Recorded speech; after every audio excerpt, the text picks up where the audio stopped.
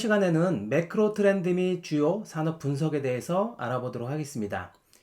기업은 우리가 컨트롤하지 못하지만 우리 산업에 영향을 주는 요인들을 분석을 해야 하는데요. 정치, 경제, 사회, 문화와 같은 요인들이 대표적인 것들이고요. 이러한 것들이 하나의 산업에 영향을 미치고 소비자 측면에서는 새로운 트렌드가 만들어지기도 합니다. 기업이 트렌드에 좀 관심을 가져야 하는 이유일 텐데요. 하나의 산업이나 하나의 기업, 브랜드가 지속적으로 성장하면 좋겠지만 시장은 성장하거나 축소되기도 합니다. 여기에 맞춰서 기업은 우리 사업의 포지셔닝을 결정하기도 하고 사업의 방향성 등을 결정하기 위해서 거시 환경을 분석을 합니다. 첫 번째 거시 환경으로 정치적인 요인을 들 수가 있는데요. 코로나 이후에 대규모 재정 정책 등을 동원을 해서 전 세계적으로 큰 정부의 역할이 좀 강조되고 있는 중이고요.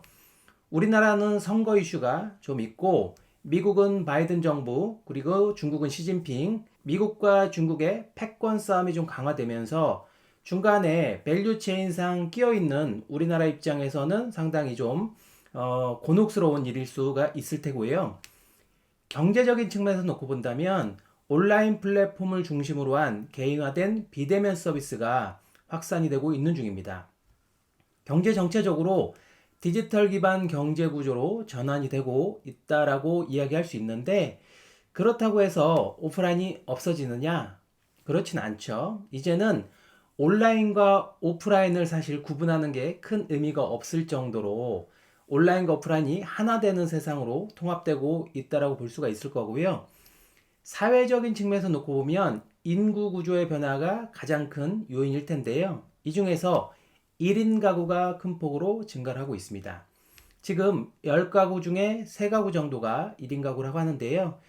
1인 가구가 아니더라도 우리가 코로나 때문에 집에서 재택근무를 하고 그리고 원격 학습을 하면서 무리 속에 있다기보다는 혼자 있는 시간들이 더 많아졌거든요. 혼자 있는 시간들이 좀 증가하면서 우리보다는 나가 좀 더 중요해지는 사회 현상을 좀 볼 수가 있고요. 재택근무라든가 원격 교육 등 사회 전체에서 이러한 비대면 서비스는 계속해서 증가할 것으로 보여집니다. 기술적인 요인들도 영향을 좀 미치고 있는데요. 산업 전반에서 디지털 기술을 중심으로 해서 전환이 가속화되고 있는 중이고요. 이 기술 안에서 반도체라든가 인공지능, 배터리, 자율주행차 등의 산업이 큰 폭으로 성장을 하고 있습니다. 사회 전반에 영향을 미치기 시작하는 수준의 트렌드를 매크로 트렌드라고 지칭을 하는데요. 일반적으로 하나의 매크로 트렌드가 3년에서 5년 정도 지속되는 것으로 보고 있습니다. 거시적인 것부터 한번 들여다보도록 하겠습니다. 우리나라는 구조상 수출 중심의 국가이기 때문에 외부 환경에 크게 영향을 받기 마련입니다. 코로나 이후에 전 세계적으로 경제 회복과 교역 성장률이 개선될 것으로 보이긴 하지만 바이든 정부에서는 미국과 중국의 어떤 갈등이 계속해서 좀 강화되고 있는 중이고요. 중국의 리스크도 좀 우리가 대비할 필요가 있을 텐데요. 대표적인 것이 공산당식 공동부여라는 이런 밀어붙이기식 규제 강화가 우리 산업에 분명히 영향을 미치고 있습니다. 한국과 중국은 공급사슬로 연결이 되어 있죠. 중국이 한국의 중간재를 수입을 해서 이를 가공해서 미국 시장에 수출하는 구조를 갖고 있는데요.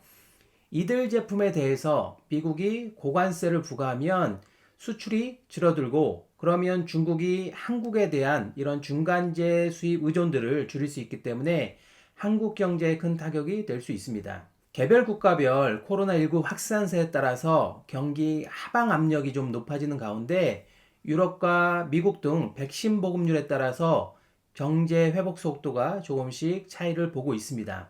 국내 경제적인 측면에서 놓고 보면 대부분의 국민이 백신 접종을 완료를 해서 여기에 따라서 완화적 통화와 재정 정책 그리고 글로벌 경기 회복 수치에 따라서 수출 반등 등으로 인해서 우리나라는 민간 소비가 다소 주춤하긴 했지만 전체적으로 경기가 지속적으로 살아날 것이라는 것들이 많은 전문가들의 예측인데요. 문제는 미국 연방준비제도가 자산 매입을 축소하는 이런 테이퍼링을 좀 진행을 하면서 우리나라도 뭐 선제적으로 금리를 좀 인상하긴 했지만 전체적으로 경제 불확실성이 계속 존재하는 것은 사실입니다. 다행인 것은 우리가 코로나를 몇 년 좀 학습을 하다 보니까 처음 겪었던 2020년도 초반과 같은 공포감은 느끼고 있지는 않지만 언제든지 전 세계적으로 흔들릴 수 있는 그런 위험성을 내포하고 있다라고 볼 수 있을 것 같고요. 민간 소비 분야에서는 내구재 소비의 지출이 좀 확대될 여지가 있기는 하지만 소비 회복에 시간이 좀 소요가 걸릴 것으로 좀 보여지고 있고요. 국내 민간 소비 분야를 잠깐 들여다보면요. 민간 소비는 좀 반등 중에 있긴 합니다. 위축된 수출 교역 규모는 글로벌 교역과 맞물려서 회복이 될 것으로 좀 예상이 되고 있지만 민간 소비, 내구재 소비 지출이 확대될 여지는 좀 낮은 상태이고요. 소비 회복까지는 시간이 조금 더 예상될 것으로 보여집니다. 주요 산업별 전망을 잠깐 한번 들여다보도록 하겠습니다. 우리나라는 수출 중심의 국가이고 그리고 제조 중심이 좀 강점이 있기 때문에 주요국의 경제활동 정상화와 정부의 투자 확대 등으로 인해서 주요 산업 업황이 개설된 어떤 이런 전망치는 여러 기관에서 발표를 하고 있는데요. 대면 산업에 회복시키는 다소 지연될 수 있고요. 정유나 자동차 등 회복세에도 불구하고 수요 및 실적 개선이 실제 코로나 발생 이전인 수준에는 달성하기까지는 조금 더 시간이 걸릴 것으로 보여집니다. 우리나라에서 가장 큰 산업에서 사실 코로나의 수혜주라고 놓고 본다면 반도체를 들 수가 있겠죠. 반도체는 경기 회복과 함께 대용량 메모리 그리고 시스템 반도체 수요 증가와 차소대 반도체의 전환 수요로 인해서 수출 및 투자가 증가하고 있는 중입니다. 에너지 부분도 큰 영향을 미치고 있는데요. 에너지 부분은 경제 활동이 조금 더 재개되면서 수요가 회복이 될 것으로 보여지는데요. 재생에너지로 전환이 좀 되고 있고 그리고 탈탄소화 정책 등으로 인해서 석유 수요는 점차적으로 감소할 전망입니다. 정보통신 분야는 앞에 반도체 부분과 좀 연관이 있는데요. 5G 기술에 대한 수요가 지속적으로 증가하고 있고요. 5G 투자에 대한 세제 지원 등이 정부 주도로 좀 집중이 되면서 연관 산업이 지속적으로 성장이 가속화될 것으로 보여집니다. 자동차 산업도 반도체와 조금 연관이 있는데요. 이제 자동차가 내연기관이라기보다는 하나의 거대한 소프트웨어로 좀 작동하고 있기 때문에 자동차에 탑재되는 반도체가 좀 많아지고 있죠. 그리고 통신시장, 최근에 자율주행차 같은 것들이 하면 자동차가 결국 집적되는 이런 기기가 될 텐데요. 자동차는 판매 시장 수요 회복 등으로 인해서 점차적으로 판매량이 증가할 것으로 보여지긴 합니다. 유통 소비재 쪽을 잠깐 들여다보면 사실 코로나 비대면 수요에 가장 크게 영향을 받는 것이 유통 소비재라고 볼 수 있는데요. 오프라인은 좀 제한적인 소비 회복이 좀 전망이 되고 있고요.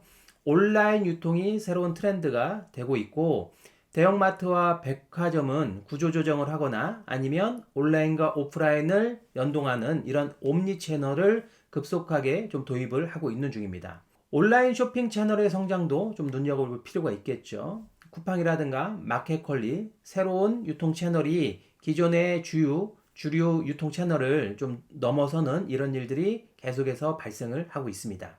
금융 서비스 측면에서는 빅테크의 금융업의 진출에 대한 이런 M&A가 계속해서 증가할 거로 보여지고요.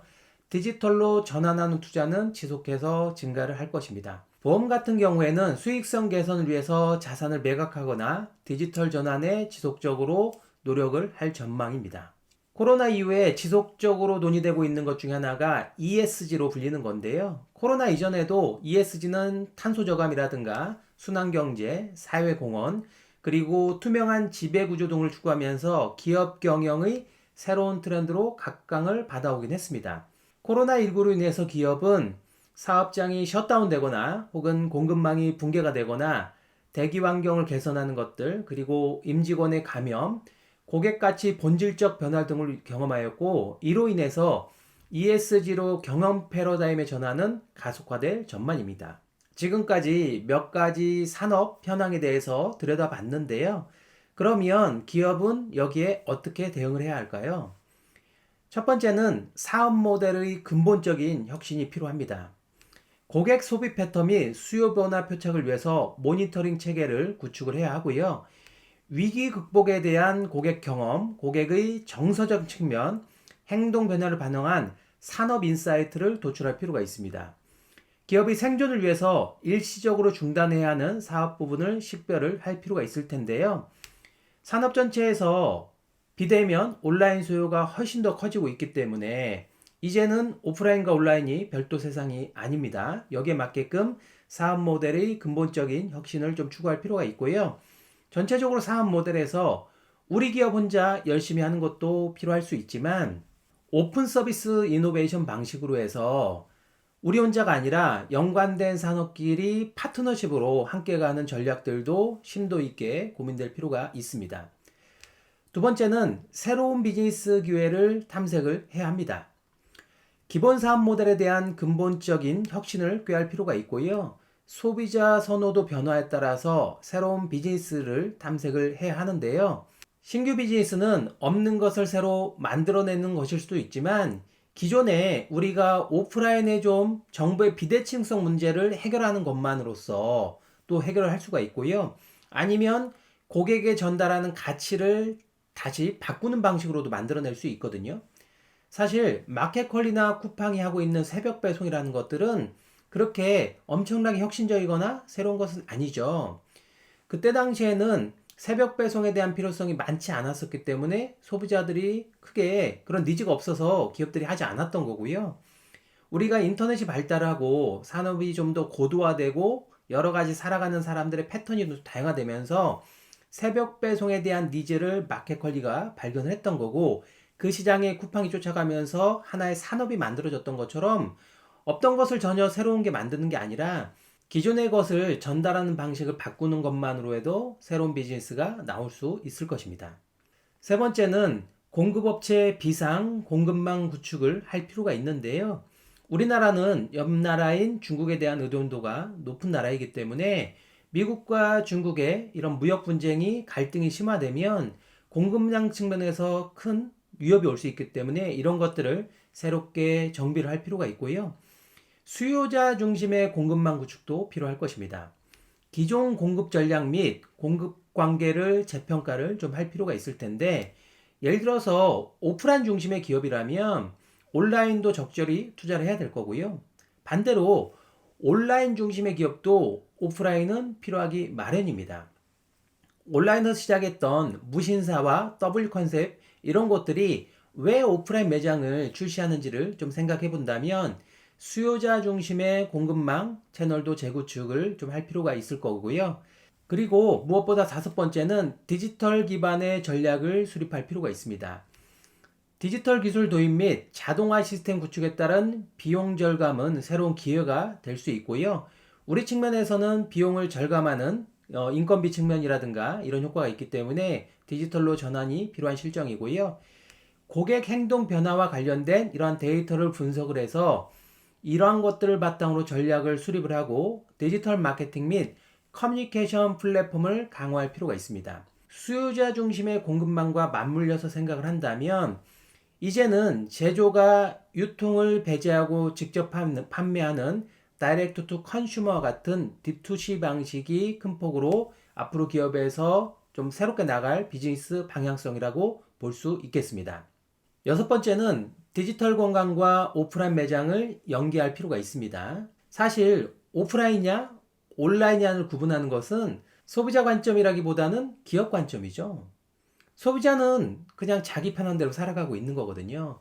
오프라인과 온라인을 구분하는 것 자체가 이제는 큰 의미가 없기 때문에 오프라인 기업도 온라인을 도입을 하셔야 되고 온라인 기업도 오프라인을 만들어서 최적화된 고객 경험을 제공할 필요가 있을 것입니다.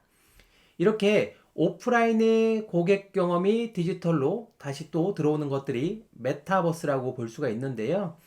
이커머스 환경에서도 소비자의 물리적인 이런 상호작용은 필수적입니다.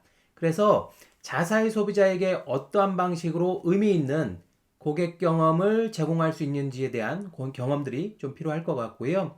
와비파커 같은 경우에는 온라인 중심으로 안경을 배송해 주는 사업인데 써보지 않고도 구매를 한다는 게 이해가 되지 않잖아요. 그래서 초기에는 5개 안경테를 보내줬었지만 이제는 우리가 메타버스 가상세계, VR, AR 같은 방식으로 인해서 실제 내가 안경테를 받아보기 전에도 체험할 수 있게 해주기 때문에 이러한 고객 경험을 좀 최적화해서 제공해 주는 곳이라고 볼 수 있습니다. 궁극으로 우리가 코로나 이후에 기업이 가야 될 방향성은 아마도 개인화일 것입니다. 소비자들은 그동안 세분화된 삶을 살지 못했어요. 우리가 전체 안에서 우리가 흔히 말하는 튄다라고 하죠. 그런 것들을 좀 허용하지 않았고 문화적으로 그런 것들을 이해도가 좀 낮았었는데 이제 우리나라가 소득 수준도 증가하고 전체적으로 여러 가지 먹고 살만해지면서 소비자를 특정 세그멘트로 구분해서 타겟팅하는 마케팅을 넘어서 초개인화를 가능하게 하는 이러한 신기술들이 도입이 되고 있습니다. 인공지능과 같은 디지털 트랜스포메이션 기술을 기반으로 해서 딥테일 역량을 확보를 하고요. 소비자의 니즈를 선제적으로 분석하는 역량을 확충할 필요가 있습니다. 이번 시간에는 전체적으로 산업이 좀 어떻게 변화하고 있고 그 안에 3에서 5년 정도 지속되고 있는 매크로 트렌드와 함께 기업이 어떠한 준비를 해야 되는지에 대해서 알아봤습니다. 수고하셨습니다.